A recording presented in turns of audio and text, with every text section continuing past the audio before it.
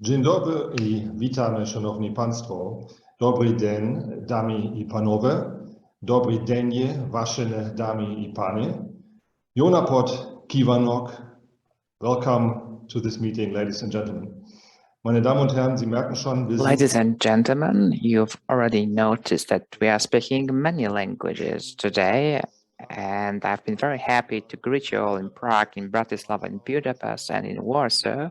And we also have a speaker from Berlin and from Vienna. So this is really an international group, and I'm really happy that we've been successful in organizing this event, opening this new year with many chambers of commerce from the region, from Poland, from Slovakia, from the Czech Republic, and from Hungary. This is the first time we've done this. It's a pilot project, and my name is Lars Gutheil, and I'm Director General of the Polish-German Chamber of Commerce. And you can see in my background where we are as part of our travel around this part of Europe. And this part of Europe is the most important trade partner for Germany.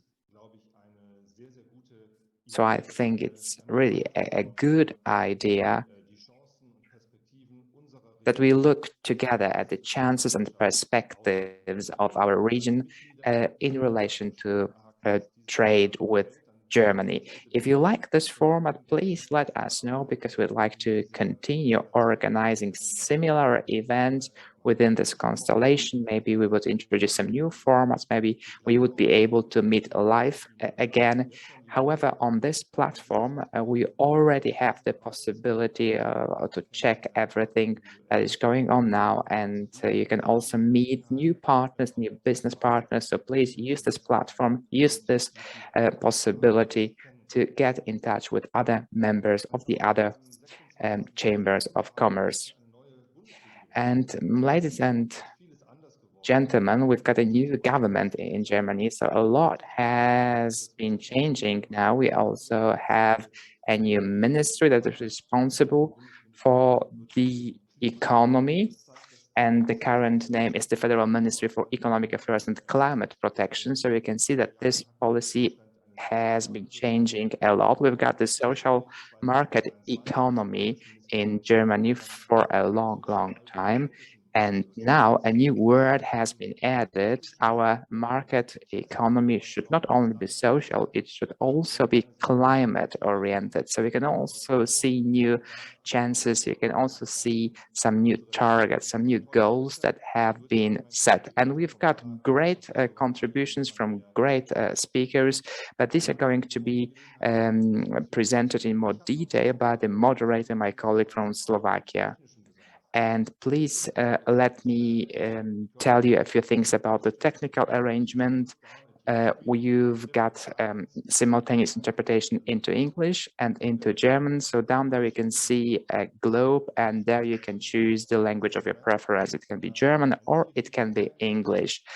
And if you speak both languages, you can just you can just listen to the original. And you can also mute the original audio if you want to listen just to one language. And it would be great if we could receive your questions. So during the contributions, you can already ask your questions using the chat. And now voice over to my colleague, Peter Kompala in Bratislava. Hello. Hello, I hope you can see me and I hope you can hear me. Thank you for this great introduction.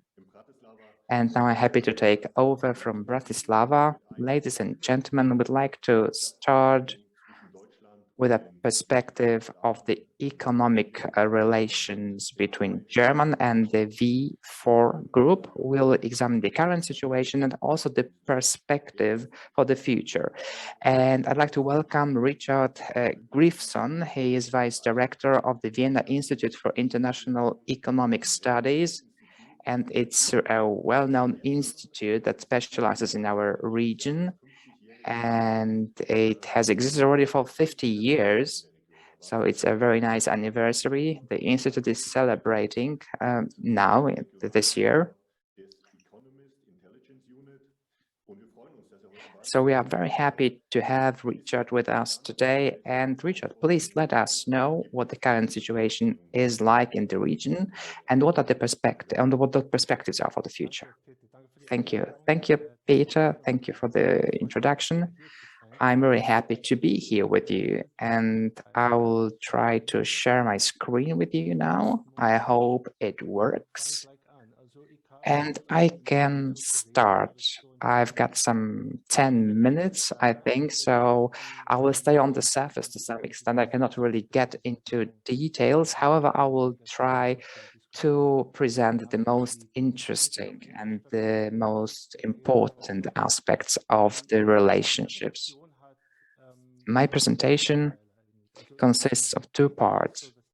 The title, that's what you can see, Germany and the V4, a strong relationship undergoing a transition. So it is a strong relationship for all the partners, but there is a transition. So it is now a time of transition. So I would like to explain why this is so.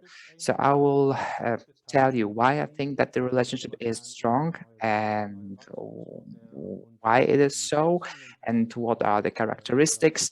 And then I will talk about the transition and the challenges.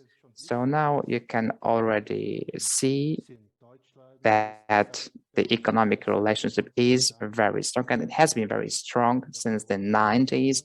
And Germany is one of the main investors in all the V4 countries. And it is the main source of foreign direct investments in the region. It's like 10% in Slovakia and almost 25% in Hungary. That would be the range of German investments. And of course, this has resulted in a very important trade partnership.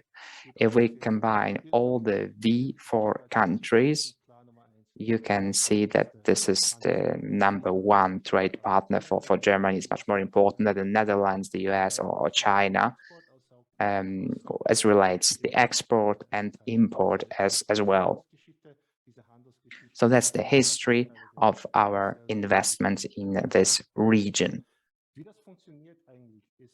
And how does this work? So we have a very strong complementarity, and you can see this on the screen now, and I can give you some examples from Slovakia and Germany, but it's very similar in the Czech Republic or in Poland. So you can see the value chains, and we have research and development, we have the headquarters, and we have business services to the right, and you've got production and sales and logistics, and you've got the EU average as well. So you can see that Slovakia and Hungary and the Czech Republic and Poland, they specialize in production. And in Germany, it is the other way around. So in Germany, we've got much more business in research and development, for example, or in sales and logistics. So we can see this complementarity, and this has been the case as regards these two relationships in the last 20 years. And of course, there are consequences for the European convergence policies, and Germany and the V4 countries are part of the so-called core of the European Union in terms of convergence, but there is some divergence as well in the south of Europe. So you can see what the economic development has been like per capita in Poland, in Hungary, in Slovakia, and in the Czech Republic, as compared to the south of Europe. So the V4 countries are getting closer and closer to the core European, to the European core. So these are the key countries for the European Union. So we can see this convergence process going on in this region. And now you can see it in the finance on the right-hand side. The difference between interest rates in Germany and Czech Republic, hardly a difference. So this is basically convergence, we can say. And it's very different from what we can see for Italy, for example. So within the European Union, Czech Republic, and all V4 states and Germany can be seen in convergence with each other. What we have to bear in mind is the case that not all V4 countries are the same, and the same applies to the relationship with Germany. 3 examples. For example, there are different industrial structures. Poland is much different than the other 3. Of course, it is much bigger. It depends much less on direct investments and exports than the smaller V4 countries. Secondly, the extent of EU integration is different in terms of institutions, and of course the currency. Eurozone has been joined by Slovakia already. This does not apply to the other 3. And the third aspect important for me, there are different political relationships between V4 countries and Brussels or Berlin. So far, these relationships have not had long-term economic implications, but this might change in the future. So that would be all in terms of the first part of my presentation, overview of the development of the current relationship and the current status. Step number 2 of my presentation regards this transition towards a new world, towards new challenges. In the short-term perspective, we are dealing with the pandemic. We have to recover from the pandemic. What we've seen is the fact that the countries have been affected by the pandemic in different degrees. Hungary in mid-22 was really strongly affected. Poland not so much. We are hoping for recovery in economic terms. In general, we've seen it in Poland as well, Czech Republic. In general, we observed a positive development recently. Last week, we published forecasts, and we can expect 4% of growth in all V4 countries, which is relatively good considering the situation in other European countries. Of course, a huge risk is linked to inflation. In the entire Eastern European region in V4, we've seen the highest level of inflation in years, actually. And the expectations are that it will not continue forever, but inflation will remain an important factor and a challenge. This tied to other risk factors such as the military conflict in Ukraine. So in terms of our prospects for the next 6 months, it will remain the most important risk. And then changes and transformations in economic models in our regions. What I mean here more specifically is referred to as moving from imitation to innovation. This applies to this region, different countries, Germany as well. And it is at the same time a challenge and an opportunity. The study we published last year is available online. I'll put a link in the presentation later. And it shows that the current model of the economy that is based on low wages has to change, and countries of the region cannot depend on low wages anymore and cannot focus on simple manufacturing. They have to develop. The relationship to Germany will continue strong, but it will have to transform and look different. So V4 countries will no longer remain a subcontractor providing simple manufacturing, the so-called extended workbench, but will have to become partner in innovation. And there are several elements to the transformation: structural, green, digital, and I will discuss them in more detail. Structure change refers to innovations, basically. And the FDI model will have to change, and of course, the companies that have already invested in the V4 countries will stay in these countries, but as regards the development of the automotive industry, probably this boom will end soon.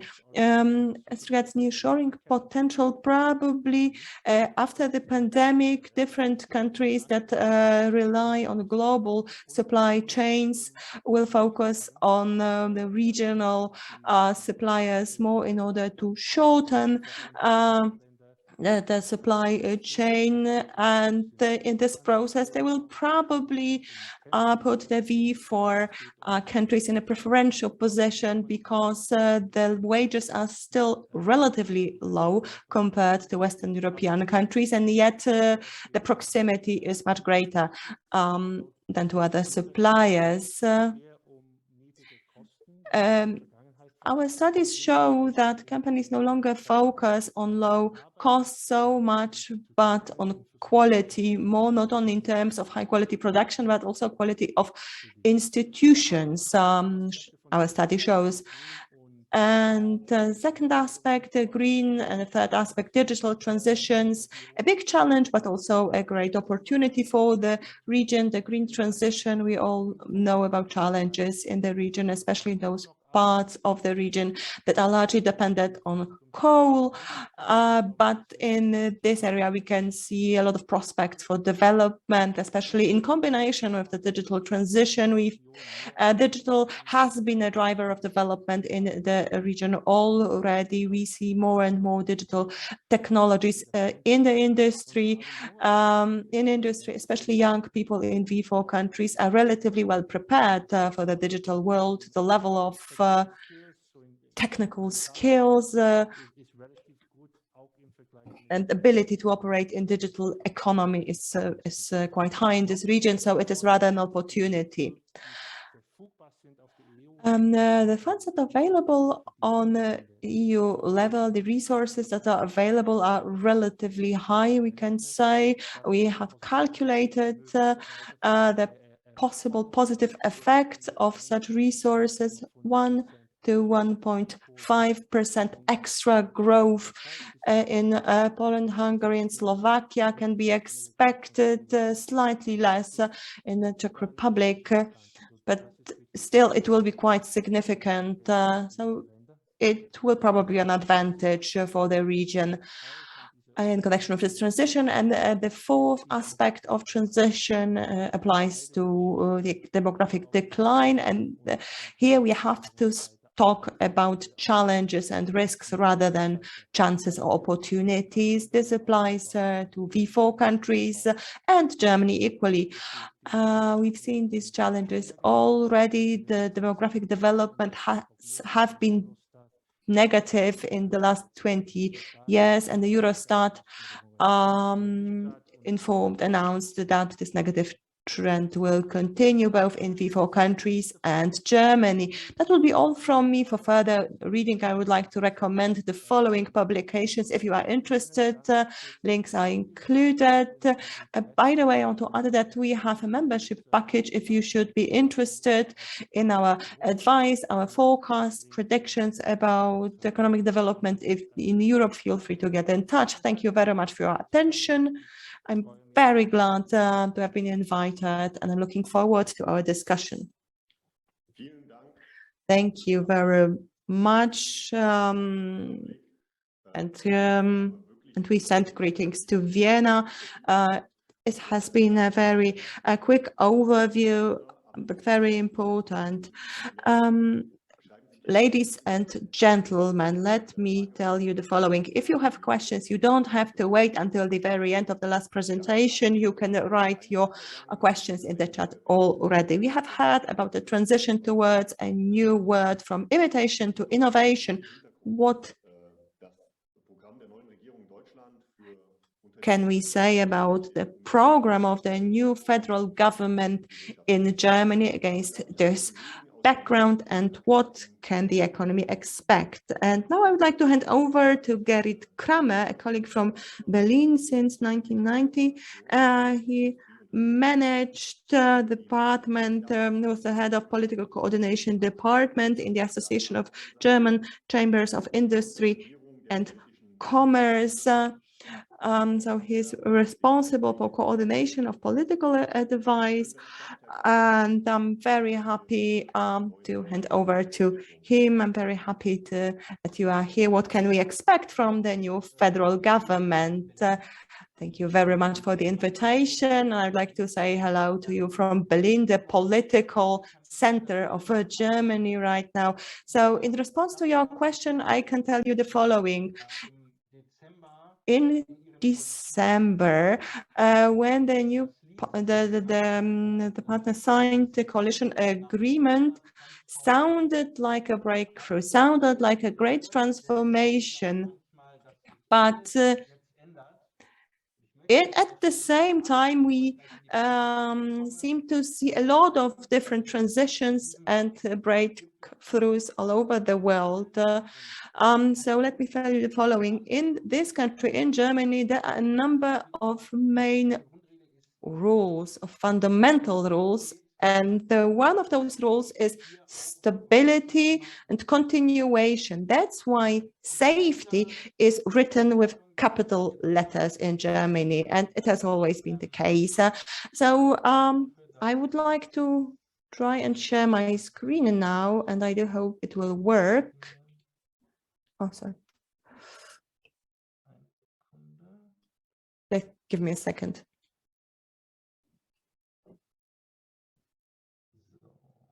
All right.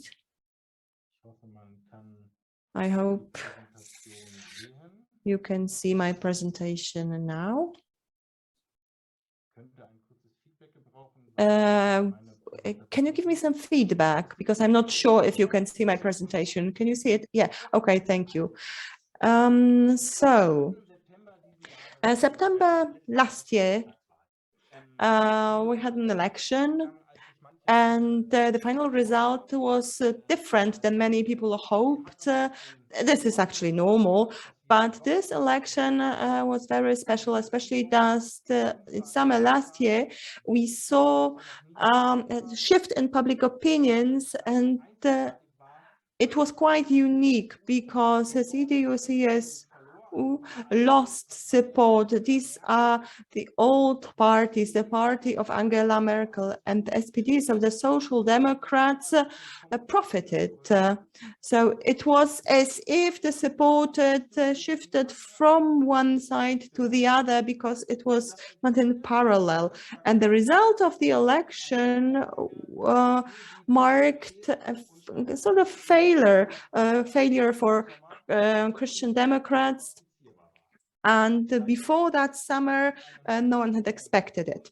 And then a new government formed after several weeks of uncertainty. Different constellations were considered. The Christian Democratic Unions had to accept that they will have to move to the opposition. The Free Democrats, the FDP, had to quit the hope that they will form a coalition with Christian Democrats, and they had to move closer to the Greens and Social Democrats. And then negotiations started, which ultimately led to signing the coalition agreement in December at the end of last year. Today, on the 1st of February this year, we have a functioning government. We've had it for a month and a half now. But it doesn't mean that the politics are in full swing already, because we haven't seen any new draft laws, any new initiatives, and we see that the government is trying to deal with the current crisis, especially the coronavirus and the Omicron, which led to a strong debate about a possible obligatory vaccination in Germany. The Bundestag will decide in the upcoming weeks, whether it will be the case or not. The second challenge faced by the new government has to do with the crisis in Ukraine. So these are the current political problems, and they are quite acute, so the government has to respond. Apart from this, in this early phase of the new government, or forming the government, we've seen some trends that are recognized in the text of the coalition agreement. And now we are going to discuss what is going to be proved in the months to come. So we don't know really what's going to happen. We just have this forecast and we'll see how this will work out. And Angela Merkel held her office for so many years, 16 years, and we have many officers in all the ministries that have been there for a long, long time. And now Merkel's party is in the opposition, and there has been a shift in power. So the new parties that used to be in the opposition are now in the government. That means that they need new people for all these positions in the ministries. And the people who used to work there, they have already left their offices or they are leaving them right now. And this is really important because we can see these new policies being shaped because so much depends on these new people who are going to take over now. And these people are being recruited right now. And this coalition, this traffic light coalition with 3 parties, they were described as unstable before the coalition agreement was made, but now we can see that they can communicate very well with each other. At least the top politicians of all these 3 countries can communicate very well with each other. And we cannot see many conflicts that would be known publicly. And we can also see that there was a very confidential treatment of the coalition negotiations as such, and they keep this communication like this. We'll see if this is successful or not. This will depend also on the domestic policies. We have big topics for this new government. It's like a new political wind. It is a transformation. It could be a significant change for the society, but also for the economy. And from this perspective, we are going to take a look at Eastern Europe and I could also see that I think that we can all see this consistency in the new government. So I think there is a lot of potential that can be used in the future. And I think we'll see this continuity in politics, also as regards the V4 countries. So that would be the tendency. I think it will stay positive, it will remain positive. And the main question, well, the most important questions are described in the coalition agreement, and we can read in the coalition agreement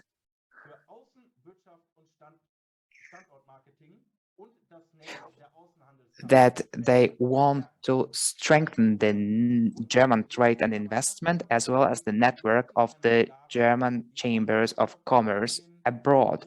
So I think that we can hope for very good policies from this new government as regards this network of the German chambers of commerce abroad. However, there is just a small mistake in the agreement. They have used the word Außenhandelskammer instead of Auslandshandelskammer, but I think we can forgive them for this. Now, this region of Eastern Europe is not really mentioned explicitly in the coalition agreement, So we cannot really read in the agreement what the policy is going to be like as regards this region of Europe. However, there is a lot of text on the European policy as such. So we can actually think that the policy as regards the Eastern Europe will be part of the general European policy as such. And what is interesting here, there are some provisions in the coalition agreement related to the European policy coordination. And they want to stay united, all these three countries. They want to coordinate their efforts and their activities with regard to the European policy. And they want to work also together with the federal chancellor. So that's the plan that is also stipulated in the coalition agreement. And this responsibility for coordination will be exercised by the federal ministers within the framework of the technical and coordination responsibilities and in close cooperation with the federal chancellor. And they want to be brave, they want to dare more progress. That's their slogan. And this is something that really attracts your attention when you read the coalition agreement. However, this government, this traffic light coalition, they also see some aspects that could be important for small and medium-sized enterprises. So I do not think that the tendency is negative in any way.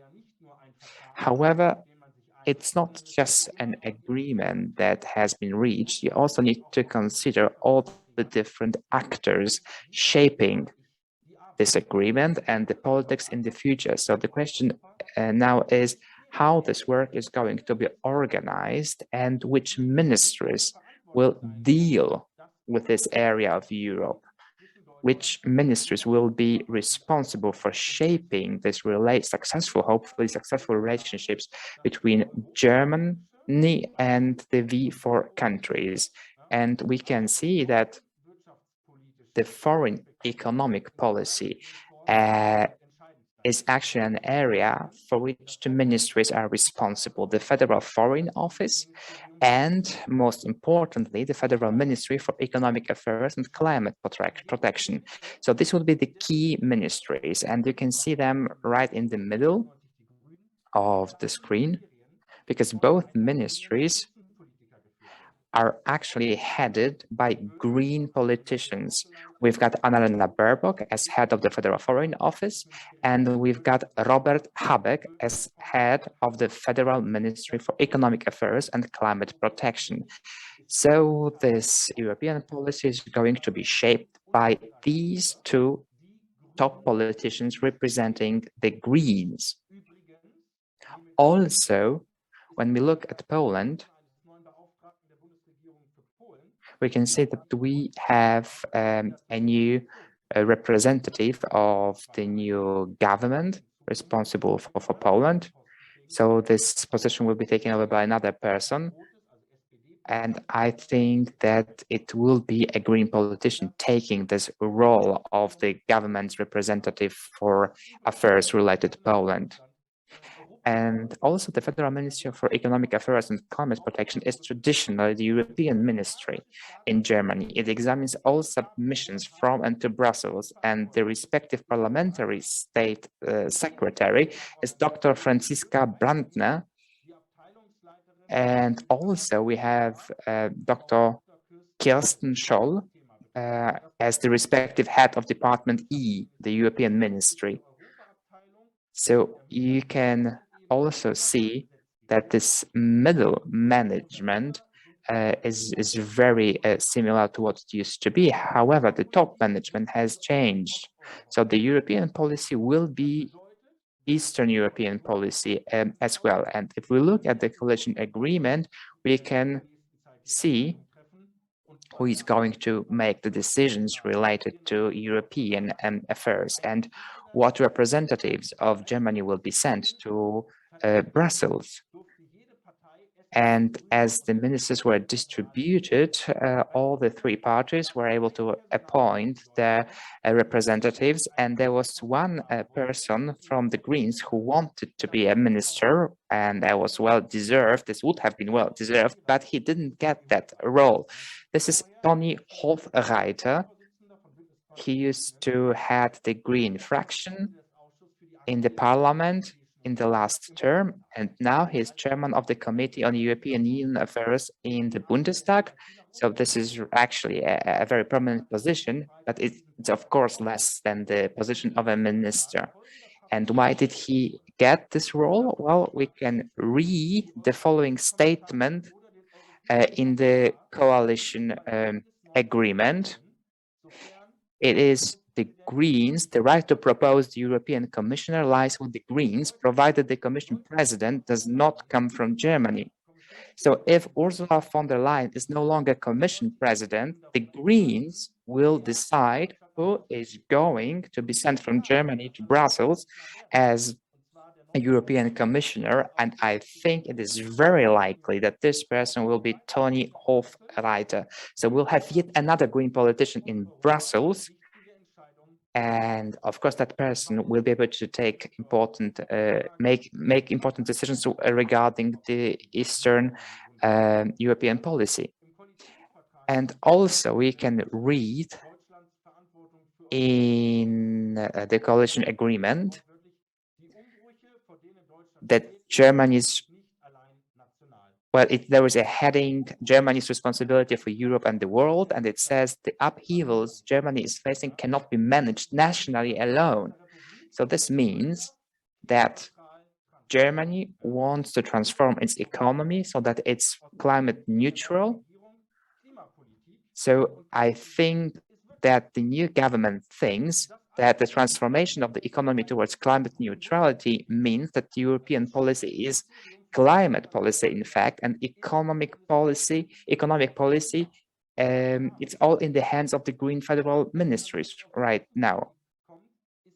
And when we look at the foreign policy right now, well, it is being shaped by the Greens. And of course, you can also look at the situation in all the countries, in the regions, because this is important for shaping this policy. And the coalition agreement says we are committed to an EU that protects its values and the rule of law, both internally and externally, and is determined to stand up for them. This translates as Eastern European policy is also European values policy. And we need to add the following. In many public discussions, this has been stressed, but I'd like to say that the government is going to focus on the European values with regard to Eastern Europe. So when we see the situation in Poland or in Hungary, so there's a link to Brussels and not necessarily to Berlin as such. So you cannot just exclude this factor. It is part of that policy. And all this debate, as I see it, will be between the member states of the European Union and the EU as such, but it does not need to affect the economic policy as such.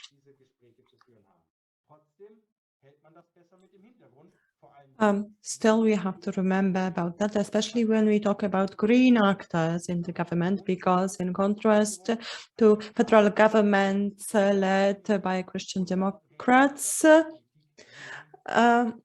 it's possible that we will have a combination of green economic policies and value-based policies.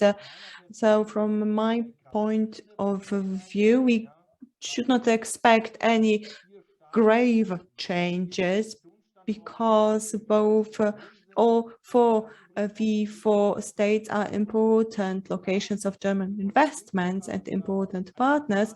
But in the coalition agreement, there is an interesting passage that I would like to quote.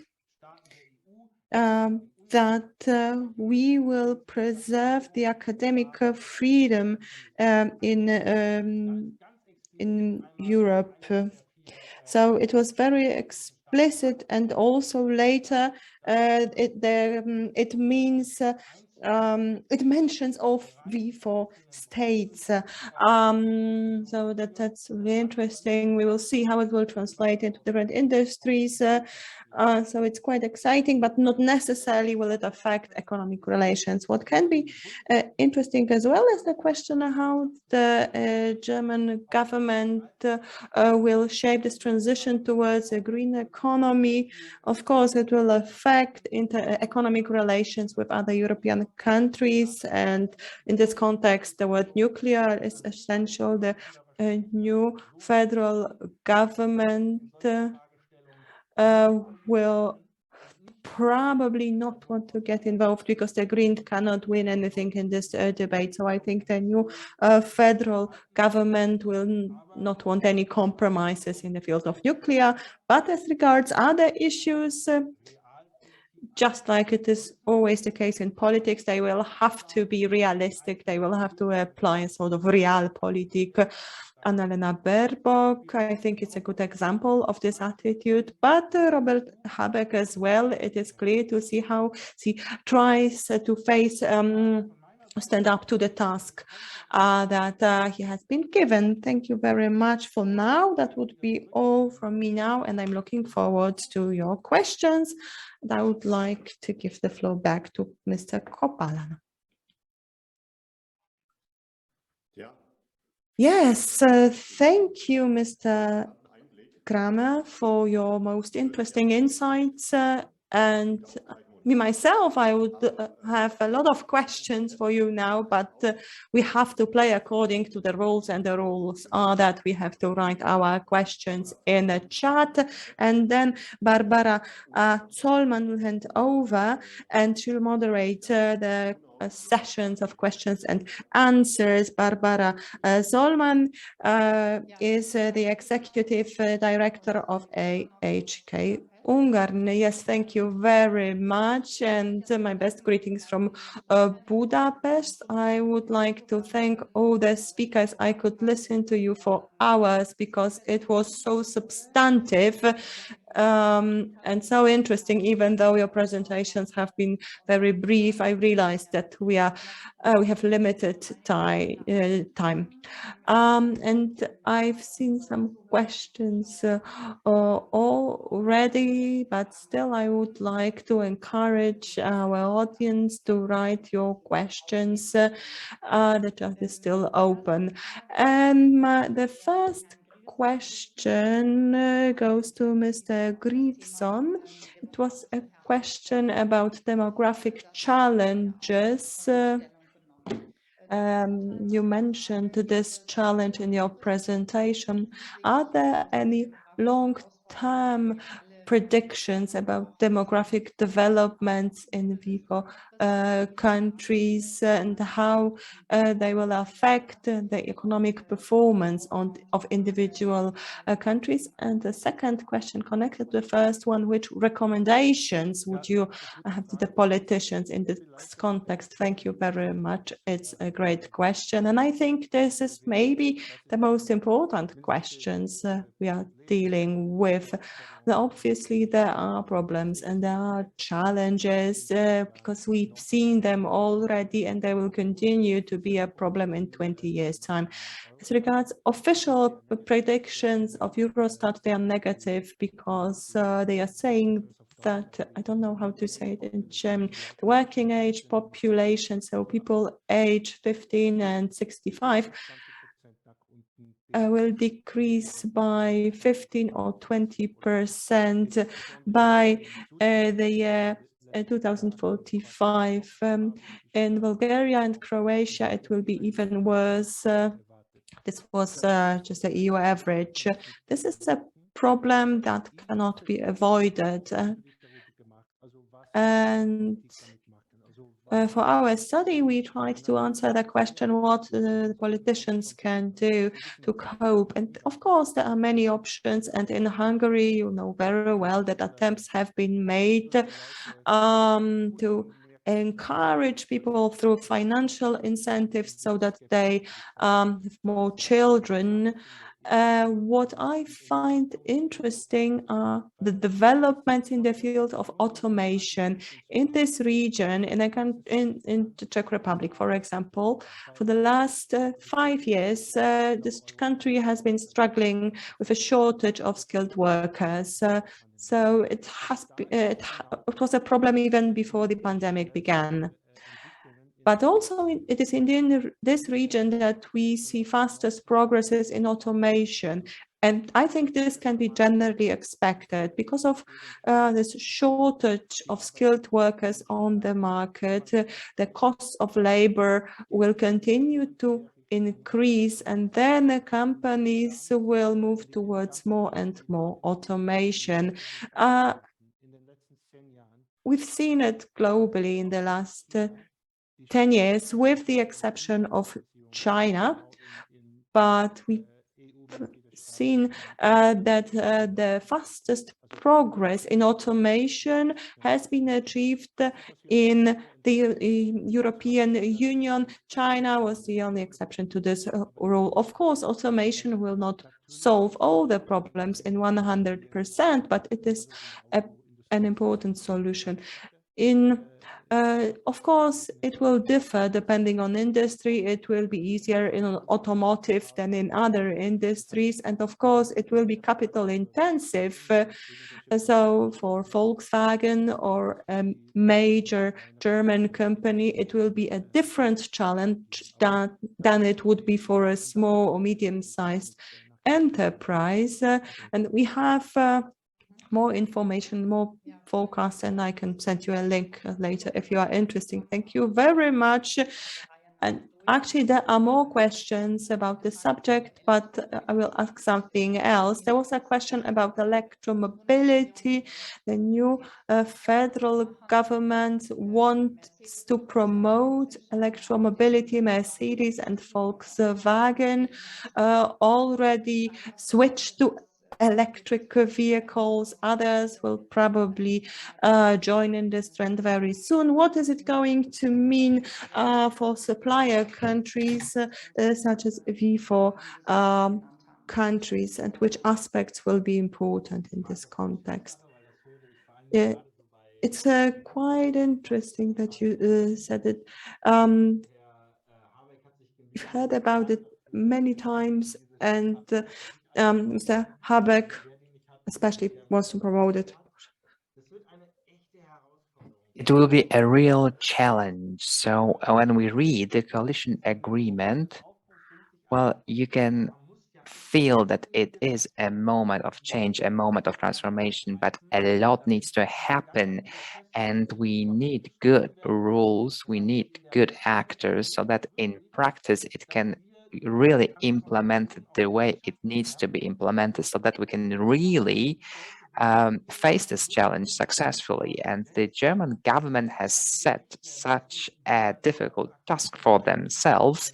And now this work needs to be done in practice. And electromobility, this is just one of the many problems, but there is another question that is related to hydrogen. So you can see that it is about shaping these policies in reality. So we need to see what this will be like in the future, because our chancellor or our minister for economic affairs, they don't know what the result will be. I think it's only the God himself that could know what the future will be like. So we are trying our best, they are trying their best. However, this all needs to be assessed against the reality. So whatever the politicians do, this needs to be assessed against the reality.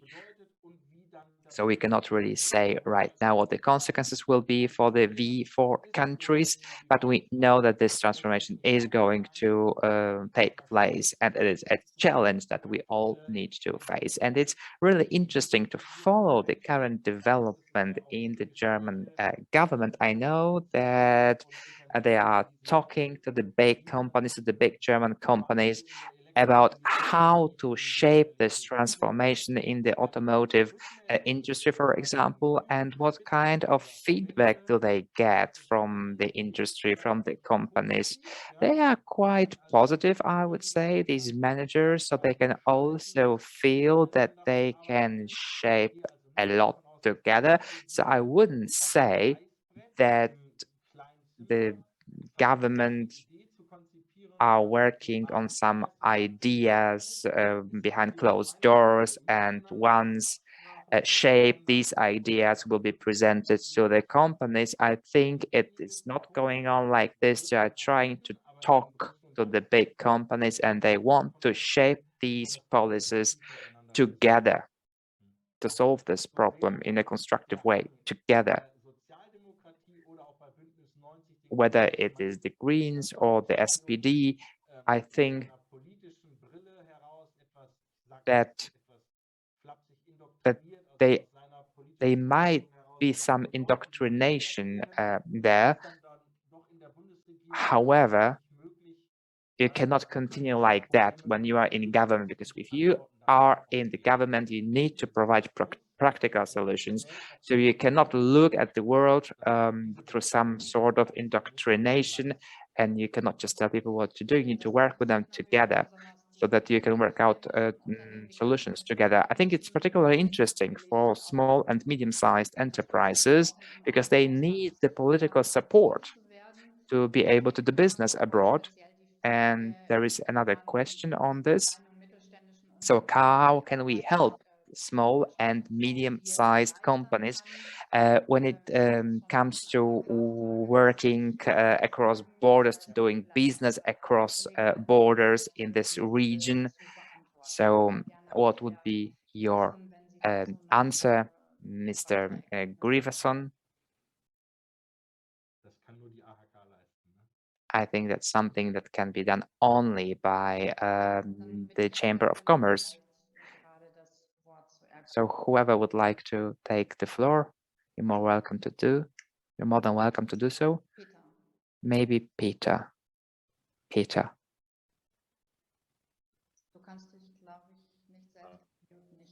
Would you like to answer this question?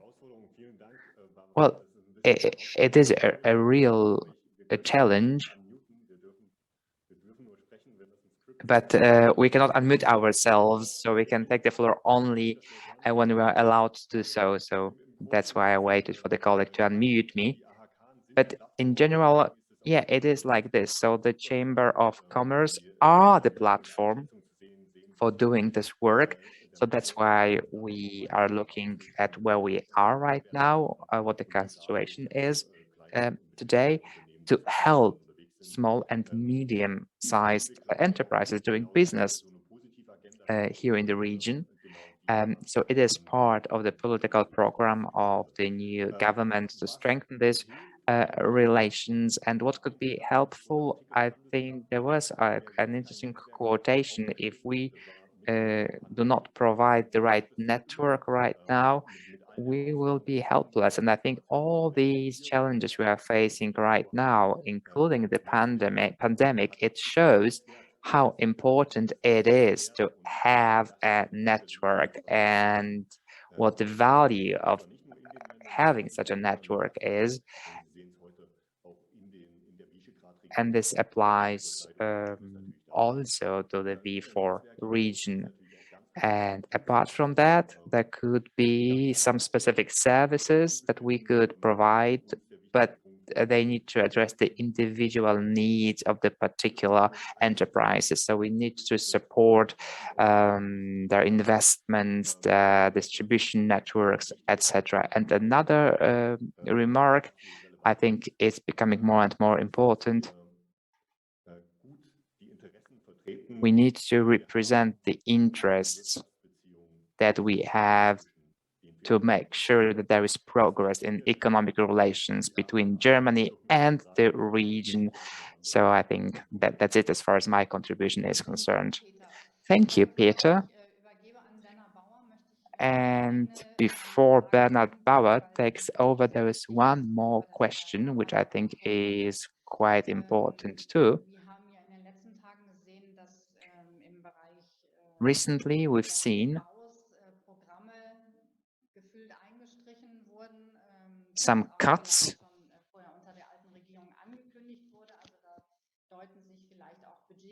introduced by the new government. I think there are some shortages in terms of money. However, there is this important question whether there will be any efforts taken in order to strengthen this economic cooperation across Europe, like new projects, new programs to support that. Yes. It's a very exciting question, and that not only in Europe, but also internationally. Why? Well, what is striking in the new government is the distribution of ministries. So the question, who does what, who's in charge of what? And I would like to mention something that's quite special here. In the federal government, the ministries are dividing in an interesting way when we look at the international aspect. The ministry that's important in the European context doesn't seem to be one of the essential ones, but interesting is what the stuff is. So the former federal minister for the environment in the last term of office is now the head of the ministry, and he took with him a state secretary who used to be his state secretary in the previous term of office. For me, it is a very clear sign that the federal government sees climate action not as domestic subject that can be handled within the borders of our country, but as an important component of international policies in order to make sure that the environmental decisions we take in the upcoming 4 months will also have an effect internationally. I think it's a very important impulse and a very strong voice for stronger climate action in Europe and internationally. And we've heard that we have green ministers in the Foreign Office and the Federal Ministry for Economic Affairs and Climate Action, but not only there. So we can expect a very strong voice for climate from the German perspective, and then we will see which projects will be implemented in order to develop a future-proof climate policy for economy. I think it is going to be a very strong focus of the new government from my perspective, and it will affect our international relations and our policies in international relations. Thank you very much. I think this concludes this subject. Now I would like to hand over the floor to Bernhard Bauer for his closing remarks.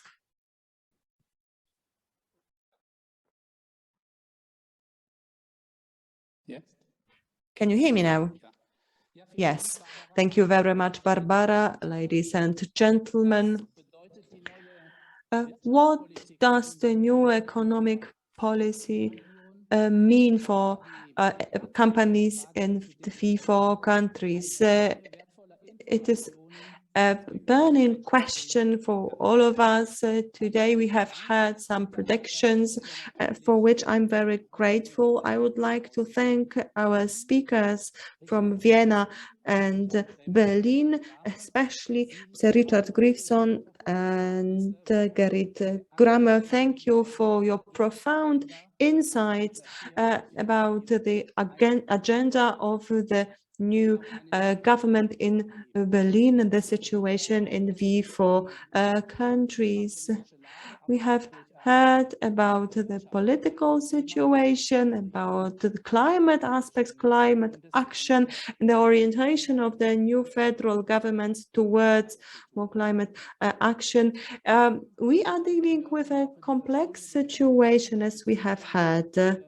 The relationship between V4 and Germany will be marked by new challenges and new opportunities, such as the transition from imitation to innovations, and moving away from pure subcontracting. Shorter supply chains is also an important aspect, and so is the digital transformation, which has a lot of potential for development, but also for frictions in economic relations. As regards the new federal government, we have heard that European policy equals climate policy equals economic policies. So is it going to prove to be true? We don't know. Time will tell.